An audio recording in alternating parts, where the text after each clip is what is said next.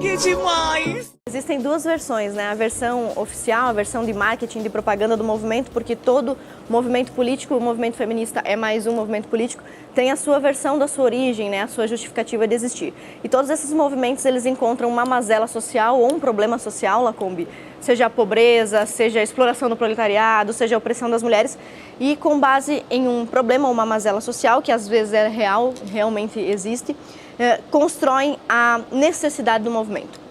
Então, o movimento feminista, segundo as próprias feministas, tem 3 ondas, né? Começaria lá em 1850 com a luta pelo voto, representatividade popular. Depois, em 1960, a segunda onda do movimento feminista, já envolvendo sexualidade de forma mais descarada, aborto, casamento livre, né? Poligamia, por exemplo, né? Ou, na verdade, poliamor, como eles chamam. A legalização ou a facilitação de métodos contraceptivos e a própria explicação para a mulher de que ser mãe é opressão, é opressivo, é difícil, é ruim, que a mulher está em desvantagem por causa de suas condições biológicas. Então, a segunda fase lá de 1960 é uma fase mais sexualizada.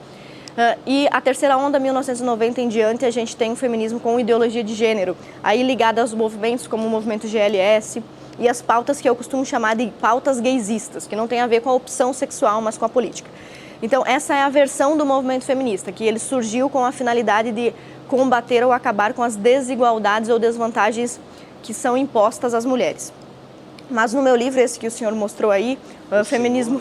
Eu a trato de senhora, a senhora me trata por você. Que você mostrou aí, esse aqui que a gente já vendeu mais de 60 mil cópias, foi um verdadeiro best-seller da editora Vide. A nossa versão nesse livro é: o movimento feminista surge de fato, de verdade, esse movimento que teve uma projeção real, uma atuação real na sociedade, realmente a partir do século XX. Então, todos os mulheres feministas de antes, século XV, XVI, XVII, proto-feministas, elas são roubadas pela pauta, eram apenas mulheres de seu tempo que se destacaram por algum motivo. Então a gente diz que o movimento surge desde o início, a primeira mulher feminista sempre ligada a uma revolução sexual, que não tem necessariamente a ver com direitos. Pode estar relacionada a direitos ou não. Então, nossa tese, minha tese no livro é: todo movimento feminista, seja ele manifestado por uma primeira precursora em 1850, como Elizabeth Stanton, ou um movimento de segunda onda como Simone de Beauvoir, todo ele é baseado em promover uma reforma sexual, uma revolução sexual, uma revolução íntima no espaço privado, além do público. Então, a grande divergência da construção que eu faço para a construção que as feministas fazem, elas dizem que tem a ver com direitos iguais.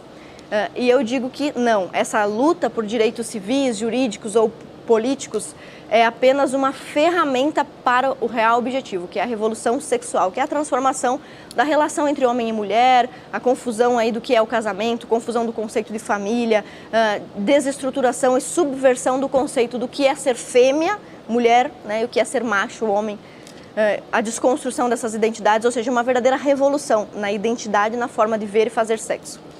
Amanda. Deputada, eu vejo de uma forma diferente. Tudo que eu já li, aprendi e vivi sobre pautas feministas tem a ver com essas ondas que a senhora descreve, mas principalmente essa primeira onda no século XIX, que surge ali em meio à Revolução Industrial na Inglaterra, de maneira a conquistar uma série de direitos e de cidadania que não eram garantidos às mulheres daquela época. Por exemplo, o direito a voto, a educação, a trabalho, as mesmas condições de trabalho como os homens. Então, eu acho que esses movimentos são fundamentais para mulheres como eu e você, para que a gente possa estar aqui hoje em condição de igualdade com os outros homens e saber que essa não é uma luta, não é uma batalha que terminou, porque as mulheres ainda recebem salários menores, não ocupam tantas posições de comando como os homens, tantas diretorias. Isso não é achismo nem nada, não é uma mera abstração, é fato, isso é comprovado por números. A gente ainda não ocupa todos os lugares, os postos sociais que os homens ocupam. Isso faz parte de uma longa construção de mulheres que nos precederam, que vieram antes de nós, que são responsáveis por estarmos aqui hoje. Então, assim, onde é que eu acho que é muito reducionista e superficial, e eu acho que até distorce ligar essa pauta só a uma pauta sexual, que também é importante, faz parte de uma segunda onda dos movimentos dos direitos sexuais e reprodutivos das mulheres, o direito a métodos contraceptivos, por exemplo, a mulher não precisa ficar grávida sempre que transar, não precisa depender só de uma tabelinha. Você não acha que essas conquistas são fundamentais para que nós, mulheres, estejamos aqui hoje nessa posição? A senhora, por exemplo, não só pode votar, como foi eleita, né? Sim, exatamente. Isso tudo que você mencionou pra gente, voto, salário, essas são realmente as bandeiras que o movimento feminista costuma usar. Em todo lugar a gente vai ouvir isso, né? Na Assembleia Legislativa nós somos em 6 deputadas no momento, deputadas estaduais, e o tempo todo se ouve isso. Quantas são?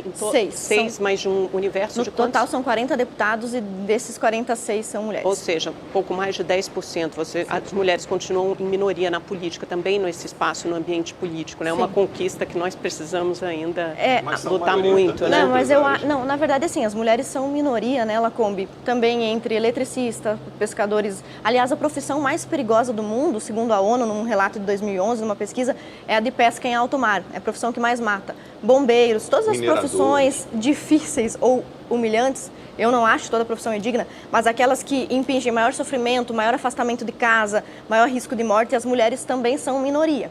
E por que eu falo sobre o movimento feminista nesses termos? Isso que a Amanda nos colocou aí. Realmente, olha, as mulheres estão em minoria dentro do parlamento. Sim, embora haja uma total igualdade de oportunidade. Depois até você pode discordar de mim, mas mesmo o sistema de cotas, a gente sabe que as mulheres são, segundo a última pesquisa, 52% dos eleitores. Ninguém está impedindo as mulheres de votarem em outras mulheres. É porque elas têm dificuldades, elas têm barreiras para entrar na política. Por exemplo. Os comandantes de partidos, os dirigentes são todos homens, os políticos são homens. E o que isso significa? Tem uma série de regras que são feitas para que essas pessoas possam se reeleger e possam se perpetuar no cargo. É muito mais difícil entrar para a política, como entrar em qualquer nova profissão, do que pessoas que já estão lá. Mas me dá um exemplo claro, porque para mim foi fácil. Eu acho que não é nem dirigido por uma mulher, né? Não, mas por exemplo, a Dilma foi presidente da República. Como é que você pode me dizer que ainda existe machismo na política se a gente teve uma presidente eleita, maior cargo que temos aqui, o maior? Pelo fato de que as mulheres ainda não representam nem 15% do Congresso Nacional. Então, mas por que as mulheres... E as mulheres não estão nas principais posições de comando, então elas têm alguns direitos a conquistar. Contra brancos na NBA, né?